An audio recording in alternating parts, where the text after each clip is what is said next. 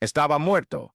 Al menos eso sentía en ese vacío silencioso donde no había dolor, no había luz, no había nada más que una paz extraña que jamás había experimentado. Y fue allí, en ese lugar imposible de describir, que escuché una voz que lo cambiaría todo. Y he estado aquí todo el tiempo. En ese momento yo, que había pasado años burlándome de la religión, escribiendo artículos contra la fe y ridiculizando a cualquiera que creyera en Dios, estaba cara a cara con algo que mi mente racional no podía explicar.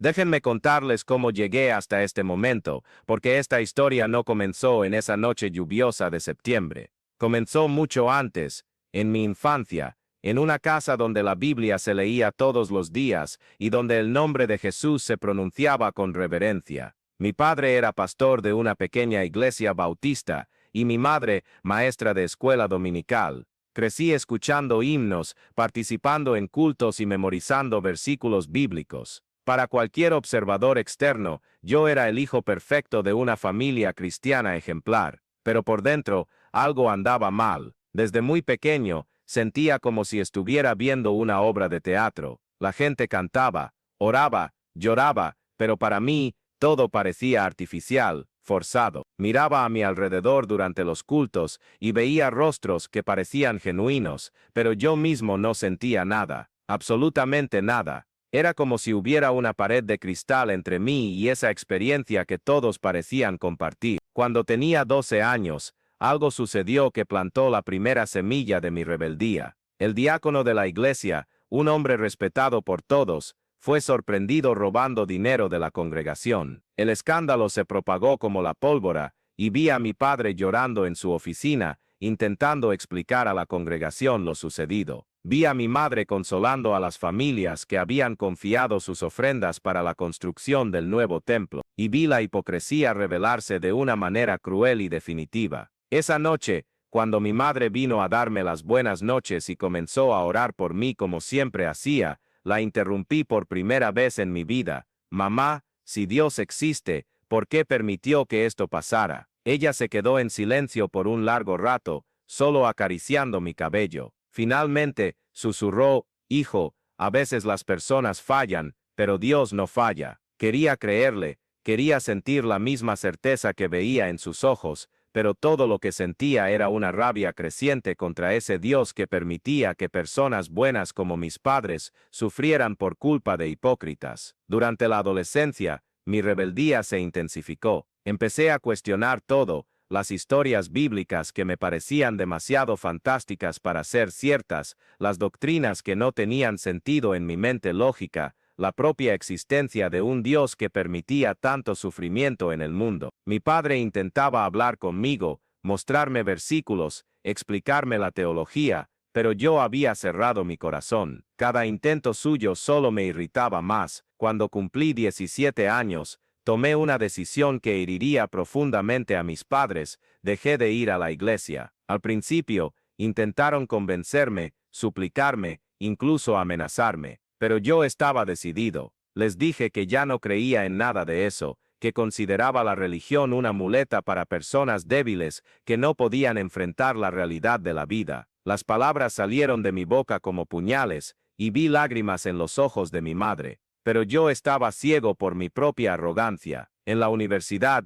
encontré un ambiente que alimentó mi rebeldía. Estudié filosofía y sociología, rodeándome de profesores y compañeros que compartían mi visión escéptica del mundo. Leía Nietzsche, Freud, Marx, todos los grandes críticos de la religión. Cada libro que devoraba me daba más munición para mis argumentos contra la fe. Empecé a escribir artículos para periódicos estudiantiles, luego para blogs, siempre atacando lo que yo consideraba la ignorancia religiosa. Mi especialidad era desmontar argumentos bíblicos. Pasaba horas estudiando aparentes contradicciones en las escrituras, analizando el contexto histórico para mostrar cómo la Biblia era solo un producto de su época, sin relevancia para el mundo moderno. Participaba en debates públicos, siempre posicionándome como el defensor de la razón contra la superstición. Mi frase favorita, que repetía siempre que podía, era: la Biblia es un libro lleno de contradicciones y fábulas,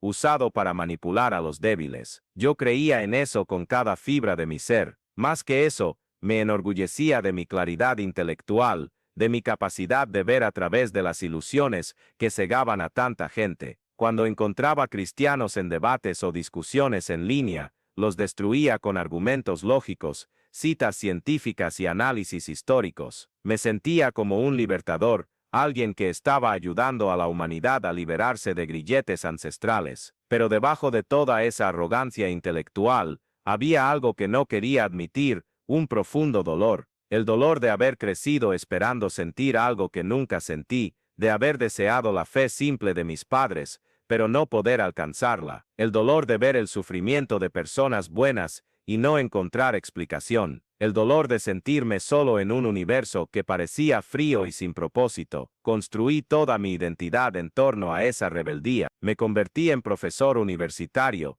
especializándome en sociología de la religión. Mi enfoque era analizar cómo las creencias religiosas surgían y se mantenían en las sociedades, siempre desde una perspectiva puramente materialista. Escribí libros, di conferencias, me convertí en una referencia en el medio académico, como uno de los principales críticos de la religión organizada en el país. Mis padres, que habían envejecido viendo mi alejamiento progresivo, nunca dejaron de orar por mí. Lo sé porque mi madre me lo contó después. Durante años, ella se levantaba de madrugada para interceder por mi alma. Mi padre, incluso herido por mis palabras duras, nunca dejó de amarme. Cuando nos encontrábamos en fechas especiales, él me miraba con una tristeza profunda, pero también con una esperanza que yo no entendía. Hijo, le decía a veces, sé que estás herido, pero Dios no te abandona. Rodaba los ojos, considerando eso solo otro intento desesperado de reconversión. ¿Cómo me equivocaba? Fue en ese contexto de rebeldía,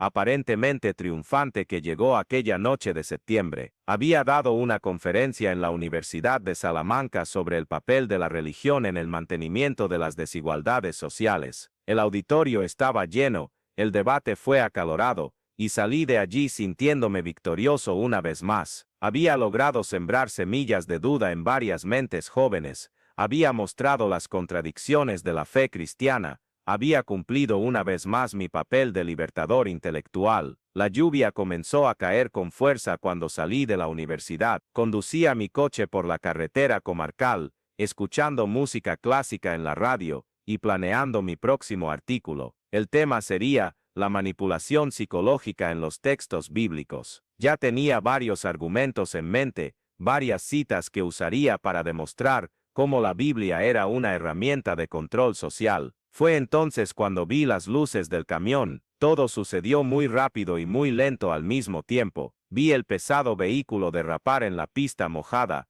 perder el control y cruzar la línea divisoria directamente hacia mí. Tuve tiempo de pensar, así termina entonces, sin sentido, sin propósito, solo un accidente aleatorio en un universo indiferente. Pisé el freno, intenté esquivarlo, pero era demasiado tarde. El impacto fue devastador. Mi coche salió despedido de la carretera, volcó 3 veces y se detuvo en un terraplén. Estaba atrapado entre los hierros retorcidos, sintiendo cómo la vida se me escapaba. Intenté moverme pero no podía. Intenté gritar, pero no salía ningún sonido. El dolor era insoportable al principio, pero luego fue disminuyendo, sustituido por una extraña sensación de desconexión, y entonces, todo se volvió oscuro, pero no fue una oscuridad aterradora, fue una oscuridad acogedora, como un abrazo silencioso. No había dolor allí, no había miedo, no había el peso de las preocupaciones terrenas, había solo una paz profunda,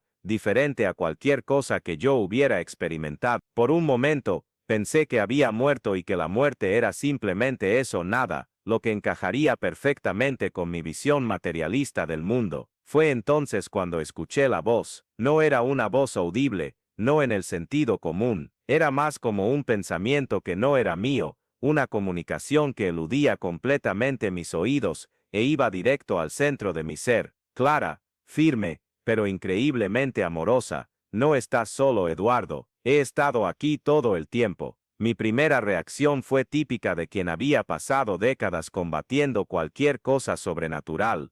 Esto es un delirio, mi cerebro se está muriendo y está creando alucinaciones para consolarme. Es neurociencia básica. Pero incluso mientras pensaba eso, una parte de mí sabía que aquello era diferente. Era más real que cualquier cosa que yo hubiera experimentado. La voz continuó, paciente, rechazaste quien soy por el dolor causado por los hombres.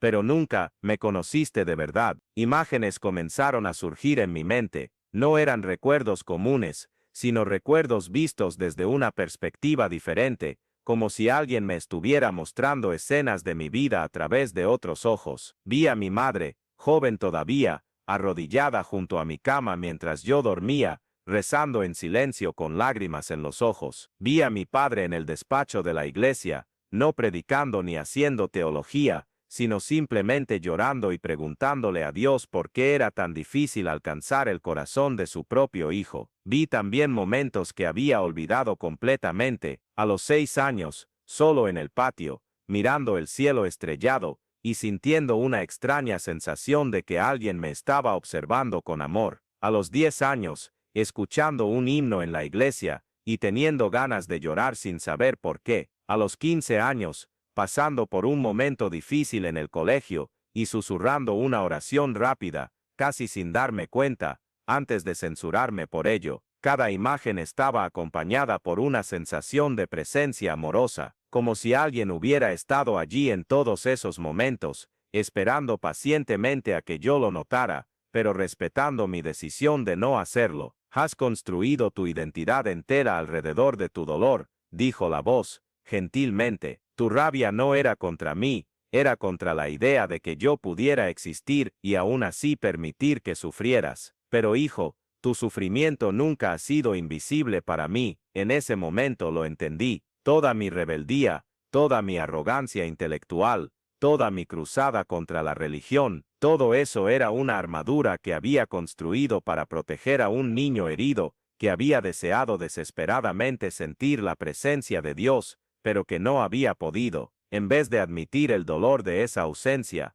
había elegido negar la propia existencia de aquello que deseaba. Las lágrimas llegaron entonces, no lágrimas físicas, porque no tenía cuerpo en aquel lugar, sino lágrimas del alma, lágrimas de arrepentimiento, de vergüenza, de un dolor que había cargado durante décadas sin siquiera admitir que existía. Si aún tienes elección, dijo la voz, ahora más distante, vivirás, y si vives, será por una razón. La oscuridad acogedora comenzó a disiparse, y me sentí siendo arrastrado de vuelta. Luché contra eso, queriendo quedarme en aquella presencia, en aquella paz, pero una fuerza inevitable me trajo de vuelta. Cuando abrí los ojos, estaba en una cama de hospital, mi cuerpo dolía por todas partes, pero estaba vivo. Un médico joven me explicó que había sufrido un accidente gravísimo, que los paramédicos me encontraron inconsciente pero estable, y que era un milagro haber sobrevivido con heridas relativamente leves. Por la física del impacto, dijo,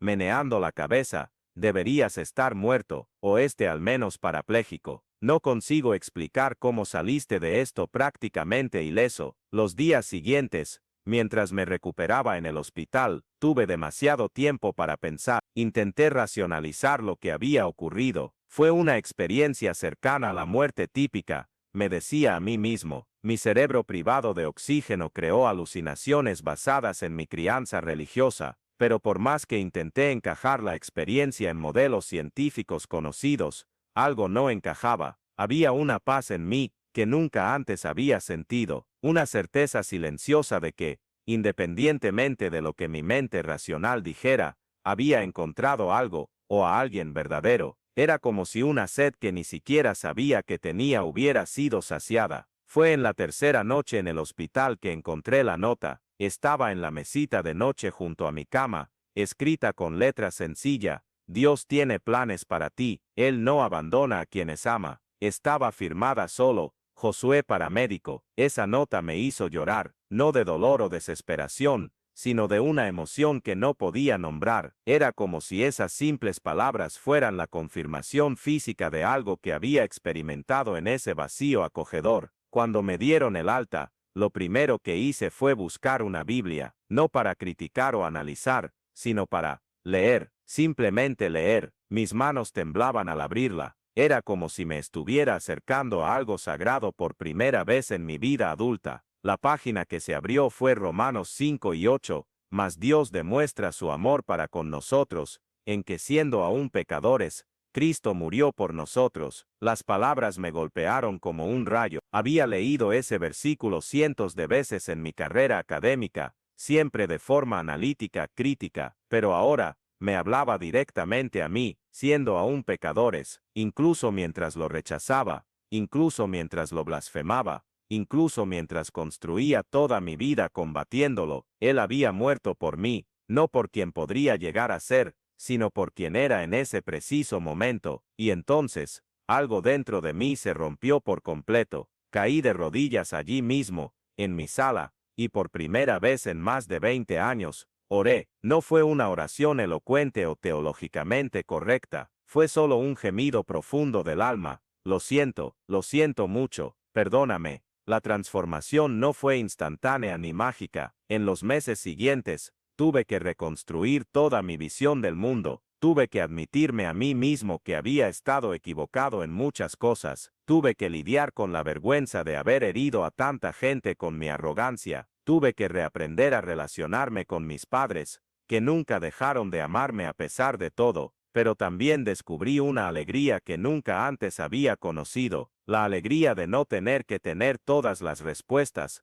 de poder simplemente confiar, la alegría de saber que no estaba solo en el universo, que había un propósito mayor incluso para las cosas que no entendía, la alegría de perdonar, y de ser perdonado. Mis colegas académicos se impactaron cuando anuncié mi conversión. Algunos intentaron convencerme de que estaba pasando por un trastorno de estrés postraumático, otros simplemente me rechazaron. Perdí algunos trabajos, algunas amistades, algunas invitaciones para conferencias, pero gané algo infinitamente más valioso: paz interior. Y aquí quiero hacer una pausa para hablar directamente con ustedes que están escuchando esta historia. Si han pasado por momentos de duda, si han luchado con cuestiones de fe, si han sentido que Dios está distante o incluso inexistente, entiendo ese dolor, viví en él durante décadas. Pero puedo decirles que a veces nuestro propio dolor nos ciega a una presencia que siempre ha estado allí,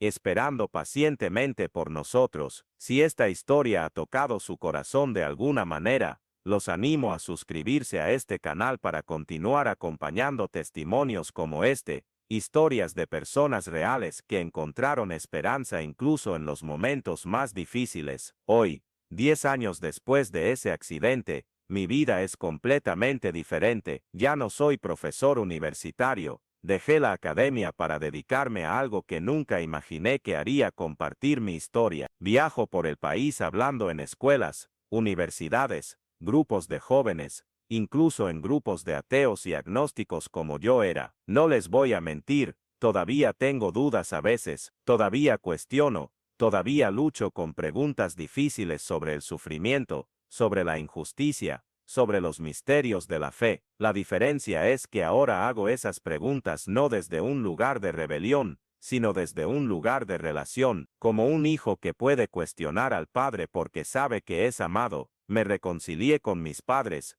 y tuve el privilegio de pasar los últimos años de sus vidas aprendiendo de su sabiduría. Mi padre murió hace 3 años, y sus últimas palabras para mí fueron: hijo, Dios nunca te abandonó. Mi madre, hoy con 82 años, todavía ora por mí todos los días, pero ahora son oraciones de agradecimiento en lugar de súplicas desesperadas. Me casé con una mujer maravillosa que me ayuda a crecer en la fe todos los días. Tenemos 2 hijos, y estoy aprendiendo a ser el tipo de padre que necesitan: presente, amoroso, pero también honesto sobre mis propias luchas y debilidades. Mi ministerio, si es que puedo llamarlo así, es poco convencional. No uso traje, no predico en púlpitos tradicionales, no llevo una Biblia gigante bajo el brazo. Mi herramienta principal es mi propia historia, mi propio testimonio de cómo Dios puede alcanzar incluso el corazón más endurecido. Cuando hablo a grupos de escépticos, no intento ganar debates teológicos, no presento argumentos filosóficos complejos para la existencia de Dios, simplemente cuento lo que me pasó. Hablo del dolor que había debajo de mi rebelión, de la presencia que encontré en el momento más desesperador de mi vida, de la transformación que todavía está ocurriendo en mí día tras día. ¿Y sabes qué es lo que más me impresiona? La gente responde no a mis argumentos, sino a la autenticidad de la experiencia. He visto ateos convencidos llorar al contarles sobre aquella voz en el vacío. He visto agnósticos testarudos cuestionar sus propias certezas, no porque les convenciera intelectualmente, sino porque algo en la historia resonaba con un hambre espiritual que ni siquiera sabían que tenían. A veces me preguntan si lamento todos esos años de rebeldía, si me arrepiento de haber perdido tanto tiempo combatiendo a Dios, y mi respuesta siempre es no, porque ahora entiendo que incluso esos años formaban parte de la historia que Dios estaba escribiendo en mi vida. Mi experiencia como escéptico me dio un lenguaje para hablar con otros escépticos, mi dolor me dio empatía para entender el dolor de los demás, mi propia jornada lejos de Dios me permite acompañar a otros en su viaje de regreso a Él. Descubrí que Dios no teme nuestras preguntas difíciles, no se siente amenazado por nuestros cuestionamientos honestos. Lo que Él quiere no es nuestra sumisión ciega, sino nuestro corazón abierto. Él puede trabajar con dudas sinceras mucho mejor que con una fe fingida. Una de las cosas más bonitas que aprendí es que Dios habla el idioma que necesitamos oír. A mí, que vivía en el mundo de las ideas abstractas, Él me habló a través de una experiencia que trascendía lo racional, pero que aún así tenía sentido para quien yo era. A mi madre, que siempre fue una mujer sencilla y devota, Él le habla a través de oraciones silenciosas y pequeños milagros cotidianos. A mi padre, que era un hombre de estudio, Él le habló a través de las escrituras y de la teología. La nota de aquel paramédico Josué se convirtió en un símbolo poderoso para mí. Nunca pude encontrarlo para agradecerle personalmente, pero sus palabras sencillas fueron la primera señal tangible de que mi experiencia había sido real. A veces, Dios usa personas comunes para entregar mensajes extraordinarios. Josué probablemente ni siquiera imagina el impacto que esa nota tuvo en mi vida. Guardo la nota conmigo hasta hoy, cuando enfrento momentos difíciles, cuando las dudas vuelven a susurrar en mi oído, cuando me pregunto si no lo imaginé todo, leo esas palabras de nuevo. Dios tiene planes para ti, Él no abandona a quien Él ama. Hoy entiendo que mi historia no es sobre mí, es sobre un Dios que persigue a aquellos a quienes Él ama, incluso cuando huyen en dirección contraria. Es sobre un amor que no se rinde, que no se cansa, que encuentra maneras creativas de alcanzar corazones que parecen imposibles de tocar. Si estás escuchando esta historia y te identificas con el Eduardo de antes, el escéptico, el rebelde, el que construye muros intelectuales para proteger un corazón herido, quiero que sepas no estás fuera del alcance del amor de Dios. No importa cuán lejos hayas huido, no importa cuántas cosas terribles hayas dicho sobre Él, no importa cuán endurecido parezca tu corazón, Dios tiene planes para ti, y Él no abandona a quien Él ama. A veces me preguntan cuál es la mayor lección que aprendí con todo esto, y mi respuesta siempre es la misma, que lo opuesto a la fe no es la duda, es la indiferencia. Nunca fui indiferente a Dios, incluso cuando lo rechazaba, incluso cuando lo combatía. Estaba profundamente involucrado con la cuestión de su existencia, y Dios puede trabajar con la pasión, incluso cuando está dirigida contra Él. Mi experiencia en ese vacío silencioso después del accidente, me enseñó que la muerte no es el final, que existe algo más allá de esta vida material que conocemos, pero más que eso, me enseñó que ese algo más no es una fuerza cósmica impersonal, o un concepto filosófico abstracto, es personal, es amoroso, es relacional, es alguien que me conoce por mi nombre, y que nunca dejó de amarme,